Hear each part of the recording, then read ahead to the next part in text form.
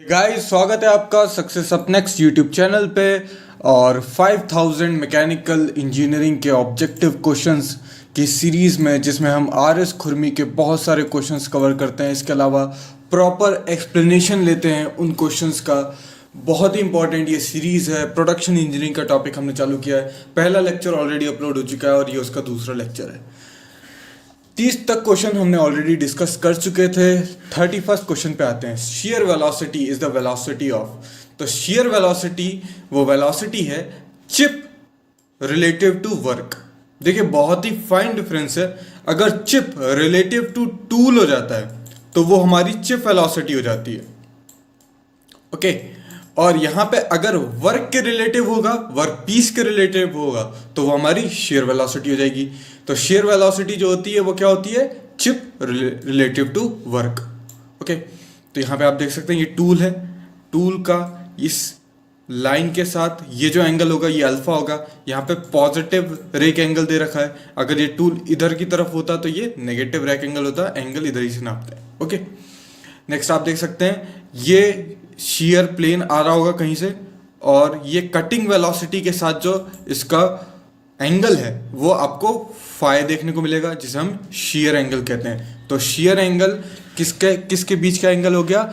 Shear plane और cutting velocity के बीच का एंगल है। इसी बुक में ये दिया हुआ था एक क्वेश्चन में कि शेयर एंगल जो है वो शेयर प्लेन और वर्क सरफेस के बीच का एंगल है। तो वर्क सरफेस नहीं होती, टूल की जो कटिंग वेलोसिटी है उसके बीच का एंगल होता है। तो ध्यान से, ये अल्फा है तो ये भी यहाँ पे अल्फा था, तो ये अल्फा था, ये 90 माइनस अल्फा हो गया। इसका एक ब्यूटीफुल सा रिलेशन आता है जो हो जाता है v upon sine of this angle. इसका साइन कितना हो जाएगा? Cos phi minus alpha. Cos phi minus alpha, VC के सामने का एंगल का कॉस, VC के सामने फाई है तो साइन फाई हो जाएगा। साइन फाई हो जाएगा, फाई शेयर एंगल है। और VS के सामने 90 माइनस अल्फा है तो वो हो जाएगा कॉस अल्फा। तो अगर आपको एंगल पता है और आप वेलोसिटी निकालना चाहते हैं, इस रिलेशन से निकाल सकते हैं। डायरेक्टली ये रिलेशन भी पूछ लिया जाता है एग्जाम्स में। इससे बेस्ड न्यूमेरिकल भी आ सकता है। बहुत ही इंपॉर्टेंट रिलेशन है, ध्यान रखिएगा इसका। अब देखिए, एक और चीज़ देखते हैं। यहाँ पे स्क्रीन को मैं क्लियर कर देता हूँ। ये कटिंग वेलोसिटी है इस डायरेक्शन में, ठीक है, और यहाँ पे चिप वेलोसिटी है इस डायरेक्शन में, और ये वेलोसिटी शेयर वेलोसिटी है, ठीक है। तो ये आप यहाँ, इसको अगर मैं A नाम दे दूँ, इस पॉइंट को B नाम दे दूँ, इस पॉइंट को C नाम दे दूँ, तो ABC एक ट्राइंगल फॉर्म कर रहे हैं। और ट्राइंगल रूल, वेक्टर रूल के हिसाब से अगर तीन वेक्टर हैं और तीनों के तीनों को अगर एक ट्राइंगल की साइड में रिप्रेजेंट करा जा सके तो वो इक्विलिब्रियम में होंगे।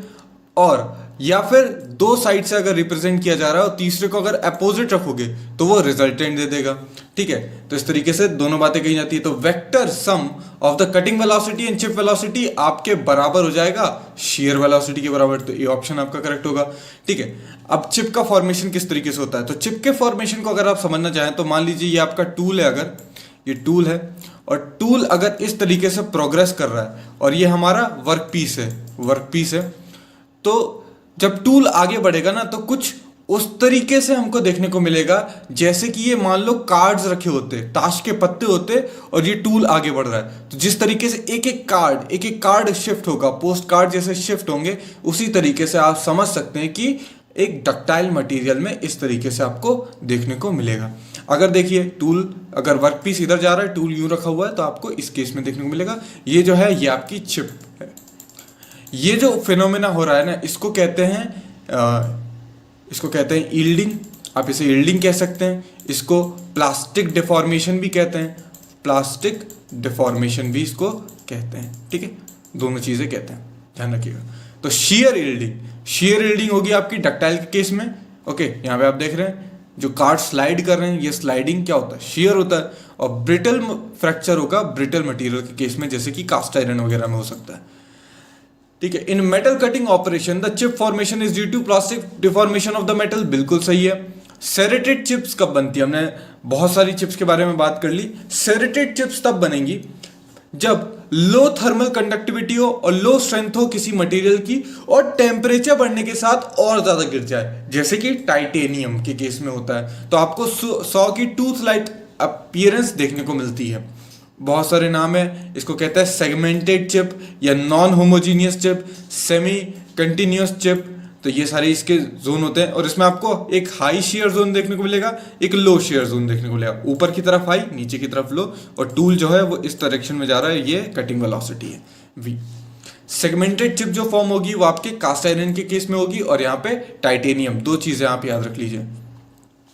In metal machining, the zone where the maximum heat is generated due to the plastic deformation of the metal is known as। तो देखो, दो आपको shear zone देखने को मिलेंगे। एक तो ये जो प्राइमरी shear zone है, और कटिंग वेलोसिटी के बीच में एंगल, ये आपका 5 मिल जाता है, तो ये आपका कौन सा है, प्राइमरी shear zone है। तो यहाँ पे प्राइमरी shear zone हो जाएगा। और ये जो चिप है, ये टूल में जहां पे रगड़ खा रही है, वहां पे एक सेकेंडरी shear zone मिलता है। रगड़ खा रही है तो क्या होता है, फ्रिक्शन होता है, तो इसे फ्रिक्शन जोन भी कहते हैं। तो यहां पे क्या रहा है, in a metal machining the zone where the heat is generated due to friction between the moving chip and the tool face. तो चिप और टूल फेस के बीच में फ्रिक्शन जोन हो जाएगा, ठीक है। और जब मैक्सिमम हीट जहां पे जनरेट होगी, वहां पे आपका प्लास्टिक, जहां पे प्लास्टिक डिफॉर्मेशन होगा, वो आपका शीयर जोन कहलाएगा। तो ये दोनों चीजें इंपॉर्टेंट है। The material which on machining can produce chips with build up edge. तो बिल्डअप एज के केस में क्या क्या होना चाहिए, डक्टाइल होना चाहिए मटेरियल, है ना, लो या फिर मीडियम स्पीड होनी चाहिए, और जो एंगल होना चाहिए वो ज्यादा होना चाहिए, मतलब large rake angle, small rake angle आप कह सकते हैं, सॉरी स्मॉल रेक एंगल होना चाहिए, ठीक है। शार्प नहीं होना चाहिए, लार्ज होगा रेक एंगल तो शार्प टूल मिलेगी, अपने को चाहिए डल टूल। क्या चाहिए, डल टूल चाहिए। डल टूल के केस में स्मॉल रेक एंगल होगा, ठीक है। तो डक्टाइल मटेरियल यहां पे करेक्ट ऑप्शन होगा। In metal machining the work tool contact zone is a zone where the heat is generated due to, तो ये बर्निशिंग फ्रिक्शन की वजह से होता है। अब ये सर बर्निशिंग क्या है, आगे देखते हैं। Burnishing is the plastic deformation. Burnishing जो है वो एक प्लास्टिक डिफॉर्मेशन है of a surface due to sliding contact. जब स्लाइडिंग कॉन्टैक्ट होगा, मतलब रबिंग का एक्शन होगा, तो उसे कहेंगे बर्निशिंग इफेक्ट। ये क्या करती है, स्मूथ कर देती है सरफेस को और शाइनियर बना देती है, शेयर की वजह से शाइनियर हो जाता है। और वर्क टूल कॉन्टैक्ट में जोन होता है ये, जहां पे हीट जनरेशन होता है बर्निशिंग फ्रिक्शन की वजह से, ठीक है। ये हमारा आंसर था। डायनामोमीटर, डायनामोमीटर आपका फोर्स मेजर करने के लिए होता है। तो जो कटिंग होगी ना, इधर देखते हैं हम, कहीं डायग्राम होगा, हाँ यहाँ से, इसको मैं क्लियर कर देता हूँ और आपको समझाता हूँ। देखिए, जब कटिंग होगी तो आप खुद ही सोचो, ये जो चिप उखड़ रही है, ये चिप उखड़ के इस डायरेक्शन में जा रही है, तो ये इस डायरेक्शन में जो जा रही है, तो इस चिप के ऊपर एक फोर्स लग रहा होगा, एक कंपोनेंट इस डायरेक्शन में, एक कंपोनेंट इस डायरेक्शन में। ये किस पे बात हुई, जब चिप पे फोर्स लग रहा है, ओके। ये किस पे है, फोर्स ऑन चिप। पर ये जो चिप है, इस टूल पे फोर्स लगाएगी ना भाई, जो फोर्स इस पे लग रहा है न्यूटन थर्ड लॉ के हिसाब से, वो फोर्स इस पे भी लगेगा। तो इस पे जो फोर्स लगेगा वो इस डायरेक्शन में लगेगा। इसके दो कंपोनेंट होंगे, जिसको कहते हैं कटिंग फोर्स, और नीचे जो लगेगा उसे कहेंगे थ्रस्ट फोर्स, ठीक है।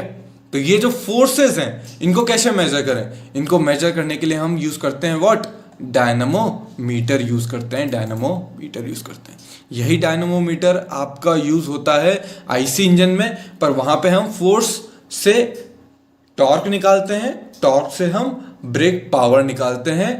टेकोमीटर की मदद से हम वेलोसिटी मेजर कर लेते हैं, टेकोमीटर से रोटेशनल स्पीड या एंगुलर वेलोसिटी मेजर करते हैं। टॉर्क और एंगुलर वेलोसिटी का प्रोडक्ट ले लेंगे तो हमें पावर मिल जाएगी, and more specifically brake power मिल जाएगी। On lathe, shaper and planer, तो लेथ, शेपर और प्लानर है, तो आपका वहां पे single point cutting tool use होता है, single point cutting tool use होता है। बहुत ही इंपॉर्टेंट है दोस्तों सिंगल पॉइंट कटिंग टूल, इसको ध्यान से समझेंगे। ये आपको एक डायग्राम दिया गया है सिंगल पॉइंट कटिंग टूल का। तो इस टाइप का ये टूल होता है, इसके पीछे का ये जो हिस्सा दिख रहा है आपको, ये होता है इसका शैंक, ये मेन बॉडी होती है इसकी, ठीक है। और ये सामने ये टूल बना होता है। अब इस टूल में बहुत सारे एंगल होते हैं, कुल मिला के 6 एंगल होते हैं अगर आप ऑर्थोगोनल सिस्टम से जाएं, ठीक है। अमेरिकन सिस्टम से जाए सॉरी, तो आपको 6 एंगल देखिए, दोनों में आपको 6 एंगल देखने को मिलते हैं। खैर, तो यहाँ पे ये जो दिख रही है ये आपकी एक एक्सेस हो जाएगी, ठीक है। मेन जो अपने फोर्स होंगे ना वो आपका होता है ये back rack angle, back rack angle आपको देखने को मिलेगा, ठीक है। यहाँ पे इस 3D में आपको कुछ भी ध्यान से समझ में आएगा नहीं। फिलहाल आप ये समझ लीजिए, ये जो ऊपर वाला हिस्सा है ना इसको आप कहेंगे फेस, ये ऊपर फेस कहलाएगा। ये जो नीचे, ये जो साइड वाला हिस्सा है ये आपका कहला जाएगा फ्लैंक, ओके। और ये जो आपको कर्वेचर दिख रहा है, ये कर्वेचर जो दिख रहा है ये आपकी नोज रेडियस वाला पार्ट होगा, इसे हम नोज रेडियस कहेंगे, ओके। तो इतना पढ़ लिया, शैंक, ये फेस, ये फ्लैंक, ओके। तो ये पढ़ लिया। और इस तरीके से ये टूल होगा और इसको इस तरीके से क्लैम्प कर दिया जाएगा एक टूल होल्डर के अंदर, ठीक है। इस तरीके से लगा देते हैं और नेक्स्ट टाइम जब ये टूल खराब हो जाएगा तो हमको सिर्फ इतनी सी चिप चेंज करनी होगी, ओके। तो आपने अगर इंडस्ट्रियल ट्रेनिंग वगैरह की होगी तो आपने देखा होगा ये इस तरीके से लगा होता है। ये एक और डायग्राम है, इसमें आप देख सकते हैं ये फेस है, ये मैंने बताया था शैंक है, ये आपको नोज रेडियस दिख जाएगा, ठीक है। ये आपका रिलीफ फेस हो जाएगा। अब इस डायग्राम को अगर आप ऊपर से देखेंगे, टॉप से देखेंगे, तो आपको कुछ इस तरीके से देखने को मिलेगा। ये इसका टॉप व्यू है। अगर मैं टॉप व्यू देखूंगा तो मुझे इस तरीके से देखने को मिलेगा। अब आप देखेंगे ये जो एंगल है ये यहाँ से बना हुआ एंगल, ये जो एंगल दिख रहा है ये एंगल जो है वो साइड कटिंग एज एंगल हो गया, और यहाँ से ये जो एंगल देखने को मिलेगा ये एंड कटिंग एज एंगल हो जाएगा, ओके। फिर अगर आप यहाँ से देखेंगे, इस डायरेक्शन से सामने से देखेंगे, तो आपको ये वाला डायग्राम मिलेगा, ये वाला डायग्राम। इसमें ये जो एंगल है ना, ये यहाँ पे, ये सामने से देखने पे, अब मैं सामने से देख रहा हूँ, इधर से, ऊपर से नहीं देख रहा हूँ, तो ये साइड रेक एंगल मिलेगा, ये बीच का लीप एंगल, और ये रिलीफ एंगल आपको देखने को मिलेगा। और अगर आप यहाँ से देखेंगे, साइड से देखेंगे, तो आपको बैक रेक एंगल देखने को मिलेगा। ये बहुत इंपॉर्टेंट होता है, ये बैक रेक एंगल, और ये एंड रिलीफ एंगल देखने को मिलेगा, बीच में आपको लीप एंगल देखने को मिलेगा, और ये हमारा शैंक वाला पार्ट है, ठीक है। तो इसको मैं एक बार क्लियर कर देता हूँ। ये डायग्राम बहुत ज़्यादा इंपॉर्टेंट है, इसको रट लीजिए और आगे की डेफिनेशंस भी देख लीजिए। अब ये जो टॉप व्यू था ना, ये जो टॉप व्यू था यहाँ पे इस तरीके से दिखाया गया। ये नोज रेडियस वाला पार्ट है, ये साइड कटिंग एज एंगल, ये एंड कटिंग एज एंगल। ये जो कोने वाला डायग्राम है ये 2 नंबर का डायग्राम, ये 2 नंबर का डायग्राम, ये 2 नंबर का डायग्राम है। यहाँ पे साइड रेक एंगल और साइड रिलीफ एंगल मिलेगा। ये तीसरे नंबर का डायग्राम, ये तीसरे नंबर का डायग्राम है, ठीक है। शैंक क्या होता है? मेन बॉडी होती है टूल की। Face, the surface on which chip जहां पे स्लाइड करेंगी वो आपका फेस हो जाएगा। और द सरफेस बिलो आपके कटिंग एज से नीचे जो होगा, एडजेसेंट टू कटिंग एज और बिलो द सरफेस, यानी कि फेस के नीचे आपका देखने को मिलेगा क्या, फ्लैंक देखने को मिलेगा। हील जो होता है वो इंटरसेक्शन है फेस और फ्लैंक और बेस टूल का इंटरसेक्शन हील, ये उतना ज़्यादा इंपॉर्टेंट नहीं है। नोज इंपॉर्टेंट है, it is the intersection of the side cutting as and and cutting as का इंटरसेक्शन आपको देखने को मिलता है। देखो ये साइड कटिंग एज एंगल आ रहा है और एंड कटिंग एज जो आ रही है उसका इंटरसेक्शन पे आपको नोज रेडियस देखने को मिलेगा। फिर cutting edge is the edge on the face of the tool which removes the material from the work piece, तो ये मेन एज हो जाएगी। लीप एंगल जो हो जाएगा वो टूल के फेस और फ्लैंक के बीच का एंगल हो जाएगा। 60 से 80 डिग्री का बीच का ये एंगल होता है। तो ये देख रहे हो आप, यहाँ पे ये लीप एंगल देखने को मिलेगा, ये लीप एंगल देखने को मिलेगा। यहाँ पे भी आप देख सकते हैं ये लीप एंगल है, ओके, ये लीप एंगल है। नेक्स्ट लीप एंगल भी हो गया। कटिंग एंगल, कटिंग एंगल जो हो जाएगा वो angle between the face of the tool and line tangent to machine surface, वो आपका cutting point angle, at the cutting point वो आपका cutting edge angle, cutting angle हो जाएगा, ओके। रेक एंगल जो हो जाएगा वो फेस और एक plane parallel to base, face और प्लेन पैरेलल टू बेस के बीच में आपको देखने को मिलेगा rake angle. Most important angle है ये रेक एंगल। ये स्ट्रेंथ प्रोवाइड करता है, जितना ज्यादा होगा उतनी कम स्ट्रेंथ, ध्यान रखो, जितना ज्यादा होगा उतनी कम स्ट्रेंथ। अगर बोले नेगेटिव रेक मतलब स्ट्रेंथ ज्यादा है, ओके। जो ब्रास वगैरह के लिए होता है वो 0 डिग्री होता है, और थ्रेड कटिंग के लिए आपको 0 डिग्री का रेक एंगल देखने को मिलेगा। तो रट लो, ब्रास के लिए और आपकी थ्रेड कटिंग के लिए, दो चीजों के लिए कॉमनली पूछा जाता है 0 डिग्री का rake angle. The angle which the face of the tool is incline toward the back, back के टुवर्ड जो इंक्लिनेशन होगा वो बैक रेक एंगल हो जाएगा, और face of the tool incline toward the side वो आपका साइड रेक एंगल हो जाएगा। ये आपका चिप फ्लो में मदद करता है, ठीक है। नेगेटिव रेक एंगल प्रोवाइड करेंगे सीमेंटेड कार्बाइड टूल्स के। सीमेंटेड कार्बाइड टूल्स जो होते हैं वो वीकर होते हैं आपके टेंसाइल फोर्स के सामने। टेंसाइल फोर्स के सामने वीकर होंगे, इसलिए स्ट्रेंथ प्रोवाइड करनी है, और स्ट्रेंथ प्रोवाइड करनी है तो नेगेटिव रेक एंगल देंगे। नेगेटिव रेक मतलब स्ट्रेंथ ज्यादा, पहले भी बताया, ठीक है। साइड रिलीफ एंगल जो होगा वो एंगल जो है टूल का, जिससे टूल थोड़ा सा हटता है वर्क सरफेस की तरफ से। अगर मैं यहां पे एक ऐसा डायग्राम बना के बताऊं ना, यहां पे ये अगर मेरा टूल है तो ये इसकी रिलीफ से, ये इसका फ्लैंक होता है, ये फ्लैंक है और ये मशीन सरफेस है, तो ये इनके दोनों के बीच का एंगल जो होता है वो आपका रिलीफ एंगल होता है। तो साइड रिलीफ एंगल क्या होगा? It is the angle between the surface of the flank and immediately below the point, इस पॉइंट के बिलो, और plane right angle to the centre line, तो right angle to the centre line of the point, ठीक है। फिर यहाँ पे and relief angle भी है, इसकी डेफिनेशन दी हुई है। इन डेफिनेशंस को याद रख लीजिए तो एग्जाम्स में डायरेक्टली क्वेश्चन बन जाएंगे। मिलिंग की बात करें, ब्रोचिंग की बात करें, तो यहाँ पे आपका मल्टी पॉइंट कटिंग टूल होगा, okay. Single point cutting tool में आपको रेक एंगल भी दिखा, कटिंग एज एंगल भी दिखा, लीप एंगल भी दिखा, तो ऑल ऑफ दीज आपका करेक्ट ऑप्शन होगा। The part of the tool on which the cutting edge is formed is called nose, तो ऐसा बिल्कुल भी नहीं है, नो ऑप्शन हो जाएगा,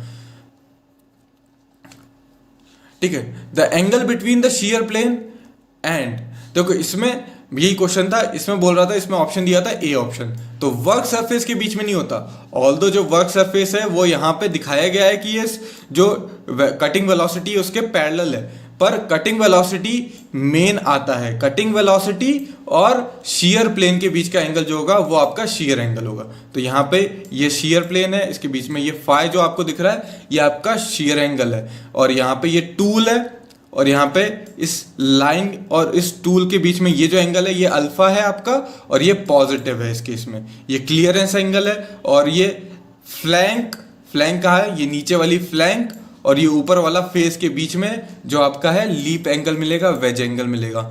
ये चिप की थिकनेस है, ये देख सकते हैं यहाँ पे ये इतनी सी आपकी चिप, यहाँ पे अनकट चिप थिकनेस है, डेप्थ ऑफ कट यहाँ पे बोला गया है। क्यों? ऑर्थोगोनल कटिंग हो रही है, मैंने आपको बताया था ऑर्थोगोनल कटिंग के केस में uncut chip thickness depth of cut होती है, और टर्निंग के केस में फीड यानी कि एफ साइन लेमडा हो जाता है आपका व्हाट, क्या? अनकट चिप थिकनेस, ठीक है। ये चिप थिकनेस आपको दिख रही है, डायग्राम में भी देख सकते हो, टीसी की जो वैल्यू है वो टी से ज्यादा है, मतलब आर जो होता है टी बाय टी सी वो आपका 1 से कम आएगा, 1 से छोटा होगा, ठीक है, और 0 से तो ऑब्वियसली बड़ा होगा। नेक्स्ट और क्या होता है? The angle made by the face of the tool and the parallel to the base of the cutting tool, ये आपका क्या लीप एंगल हो जाता है, लीप एंगल हो जाता है, ये मैंने आपको बता दिया था। यहाँ पे ये लीप एंगल होगा फेस के बीच में और base of the cutting tool के बीच में, सॉरी फेस के बीच में और plane parallel to base of the cutting tool के बीच में ये आ जाएगा आपका, ये आपका आ जाएगा रेक एंगल, ये रेक एंगल है, ये आपका रेक एंगल है। और angle between face and the flank of the tool वो आ जाएगा आपका लीप एंगल, जिसे वेज एंगल भी कहते हैं, ठीक है। तो base parallel to base, plane parallel to base आपका रेक एंगल हो जाता है, और फेस और फ्लैंक के बीच में आपका लीप एंगल और वेज एंगल हो जाएगा, ठीक है। लीप एंगल जो होगा टूल फेस और ग्राउंड फ्लैंक के बीच में होगा, तो आपका यहाँ पे ए ऑप्शन करेक्ट होगा। The angle between the face of the tool and line tangent, tangent वाला जो जिक्र है वो सिर्फ कटिंग एंगल में ही आया था, तो करेक्ट ऑप्शन हो जाएगा ये। The angle on which the strength of the tool depends, तो स्ट्रेंथ आपकी रेक एंगल पे भी डिपेंड करेगी, क्लियरेंस एंगल पे भी डिपेंड करेगी, लीप एंगल पे भी डिपेंड करेगी। क्यों ऐसा देखते हैं। ये टूल था, ये इस तरीके से, ये आपका क्लियरेंस एंगल था, ये आपका लीप एंगल था, ठीक है, और ये था आपका अल्फा, ये पॉजिटिव में था। अगर मैं अल्फा को बढ़ा दूंगा, अगर मैं अल्फा को बढ़ाऊं तो किस तरीके से बढ़ेगा वो? अल्फा को अगर मैं बढ़ा दूंगा तो ये एंगल मुझे और बढ़ाना है, ये यहां तक आ रहा था तो अब मुझे यहां तक जाना है, तो ये इस तरीके से हो जाएगा। तो ये जो टूल मेरा पहले इतना बड़ा हुआ करता था, अब ये पतला सा टूल रह गया, ठीक है।